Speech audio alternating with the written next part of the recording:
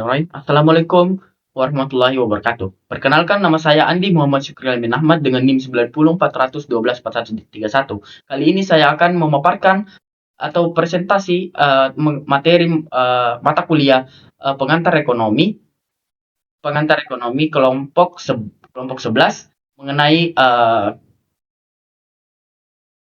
konsep dasar kebijakan moneter.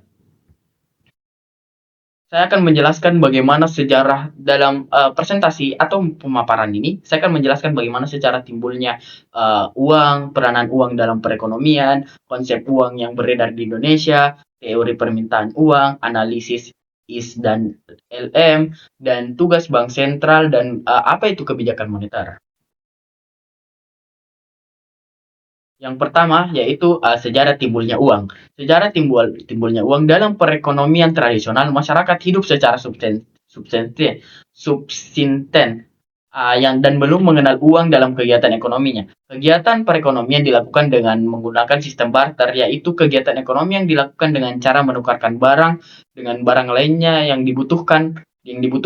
Orang yang memiliki beras dan membutuhkan pakaian akan melakukan pertukaran dengan orang yang memiliki pakaian dan yang membutuhkan beras dalam nilai tukar tertentu. Misalnya dalam dasar pertukaran adalah 1 kilogram beras ditukar dengan 2 potong kain.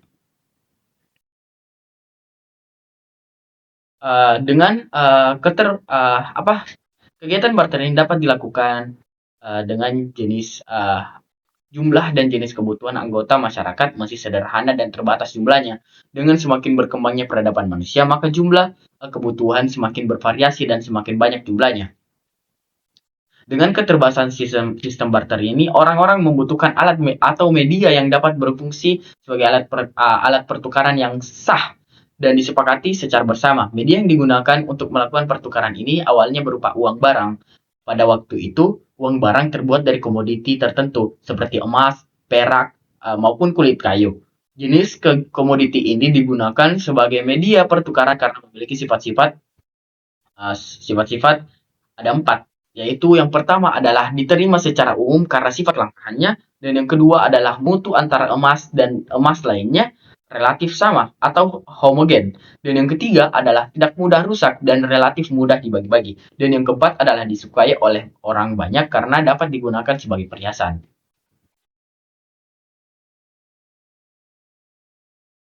Dan yang kedua adalah peranan uang dalam perekonomian. Peranan uang dalam perekonomian ada 4, yaitu uang sebagai alat tukar, dan uang sebagai satuan nilai, uang sebagai standar pembayaran, dan yang keempat adalah uang sebagai penyimpanan nilai. Uang sebagai alat tukar. Dengan adanya uang, kegiatan perdagangan tidak mengharuskan dipenuhi syarat seperti yang terjadi pada perekonomian barter, yang dimana dengan adanya uang sebagai alat tukar, kita tidak harus menemukan orang yang memiliki barang yang kita butuhkan dan membutuhkan orang yang kita miliki. Kebutuhan manusia ya akan barang dan jasa dapat dipenuhi dengan membeli dari pedagang barang dan jasa tersebut dengan menggunakan uang. Dan yang kedua adalah uang sebagai nilai satuan nilai.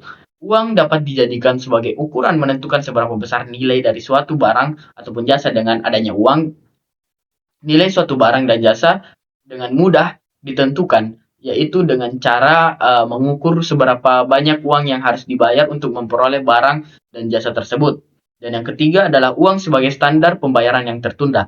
Dalam perdagangan, seringkali pembayaran transaksi tidak dilakukan pada saat pembelian barang. Penundaan pembayaran ini bagi pedagang tidak menjadi masalah karena pembayaran yang dilakukan pada waktu yang akan datang dapat diukur dengan satuan uang. Uang yang akan diterimanya akan dibelikan dengan barang yang sama seperti yang dijualkan pada pembeli sebelumnya. Dan yang keempat adalah uang sebagai penyimpanan nilai. Kekayaan seseorang dapat disimpan dalam bentuk uang maupun diwujudkan dalam bentuk barang. Apabila diasumsikan harga barang yang relatif stabil, wujudkan kekayaan dalam bentuk uang akan lebih menguntungkan dibandingkan dengan mewujudkan dalam bentuk barang, karena barang bisa rusak dan nilainya akan turun. Dengan semakin berkembangnya kegiatan ekonomi, maka muncul lembaga perbankan Apabila seseorang tidak ingin memegang uang tunai karena keamanannya tidak terjamin, maka orang tersebut dapat menyimpannya di bank. Dan yang poin ketiga adalah konsep uang beredar di Indonesia. Di Indonesia, uang beredar adalah kewajiban sistem moneter, bank sentral, bank umum, dan bank perkreditan rakyat BPR. Terhadap sektor swasta domestik tidak termasuk pemerintahan pusat dan bukan penduduk, kewajiban yang wajib menjadi komponen uang beredar terdiri dari uang kartal yang dipegang masyarakat, uang uang giral, uang kuasi yang dimiliki oleh sektor swasta domestik, dan surat berharga lain selain saham yang diterbitkan oleh sistem moneter yang dimiliki sektor swasta domestik dengan sisa jangka waktu sampai dengan 1 tahun. Konsep uang beredar dapat dibedakan menjadi dua bentuk, yaitu bentuk pertama adalah uang beredar dalam arti sempit, dan yang kedua adalah uang beredar dalam artian luas. Maksudnya ini uang beredar dalam arti tersempit, uang yang beredar yaitu jumlah yang beredar terdiri dari uang kartal dan uang giral yang dapat digunakan masyarakat kegiatan ekonomi dalam istilah ekonomi moneter. Konsep ini dikenal dengan istilah narrow money. Secara sistematis dapat dituliskan M pangkat 1 sama dengan C plus D. M pangkat 1 adalah uang beredar dalam artian sempit dan C adalah uang kartal ditambah dengan uang giral.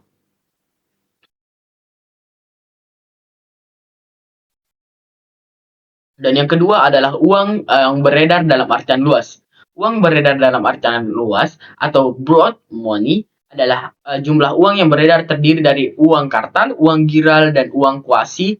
Dengan kata lain, uang beredar dalam artian luas terdiri dari uang beredar dalam artian sempit ditambahi dengan uang kuasi. Secara matematis, uang beredar dalam artian luas dapat dituliskan dengan pangkat 2 sama dengan uh, uang giral ditambah uang kartal ditambah dengan deposito jangka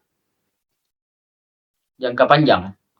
Dan yang poin keempat adalah teori permintaan uang. Teori permintaan uang yang pertama adalah teori permintaan uang Keynesian. Teori permintaan uang Keynesian. Ya, teori permintaan uang Keynesian. Uang yang diinginkan bukan berarti uang itu sendiri, melainkan karena fungsi uang tersebut dapat digunakan untuk membiayai kegiatan-kegiatan ekonomi.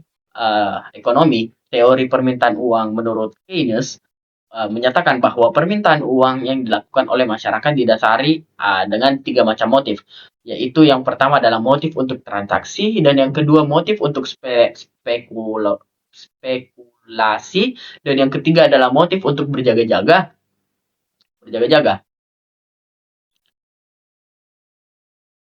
Dan yang kedua adalah bagian B adalah teori kuantitas uang neoklasik.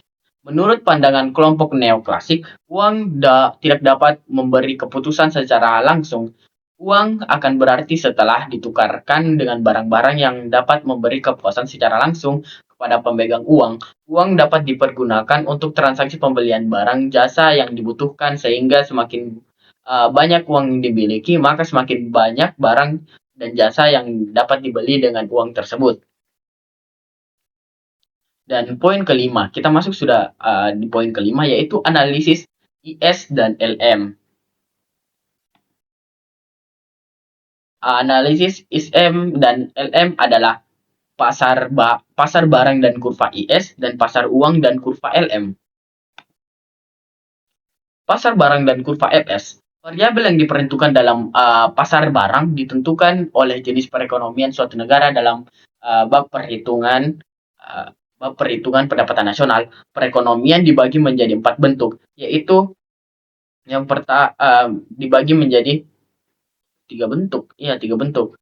Yang pertama adalah perekonomian tertutup sederhana, dan perekonomian tertutup, dan perekonomian terbuka.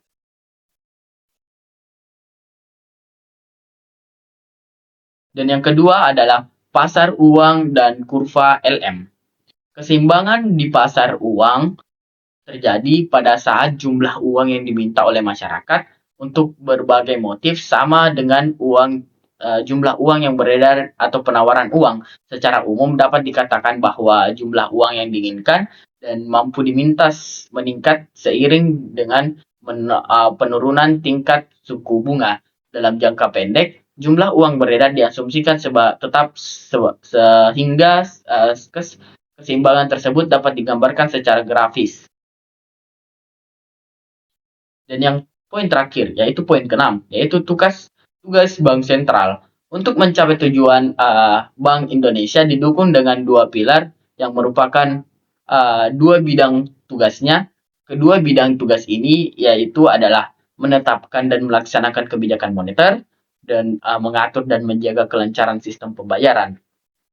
Kedua tugas tersebut perlu diintegrasikan agar tujuan untuk mencapai dan memelihara kestabilan nilai rupiah dapat dicapai secara efektif dan efisien. Dalam kapasitasnya sebagai bank sentral, Bank Indonesia mempunyai satu tujuan tunggal, yaitu mencapai dan memelihara kestabilan nilai rupiah. Kestabilan nilai rupiah ini mengandung dua aspek, yaitu kestabilan nilai mata uang terhadap barang dan jasa, serta kestabilan terhadap mata uang negara lain. Bank sentral akan menetapkan target yang ingin dicapainya untuk mengendalikan kondisi perekonomian. Misalnya, mengenai jumlah uang beredar, suku bunga, dan laju pertumbuhan hutang.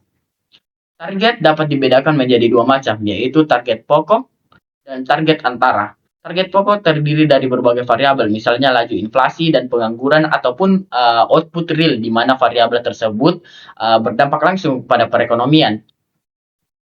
Target antara terdiri dari laju tingkat, suku bunga, dan pertumbuhan jumlah beredar, di mana variabel ini hanya digunakan oleh bank sentral untuk alat pencapaian tujuan pokok secara lebih akurat. Dan kita sudah masuk di bagian B. Tadi bagian A, sekarang bagian B, yaitu kebijakan moneter.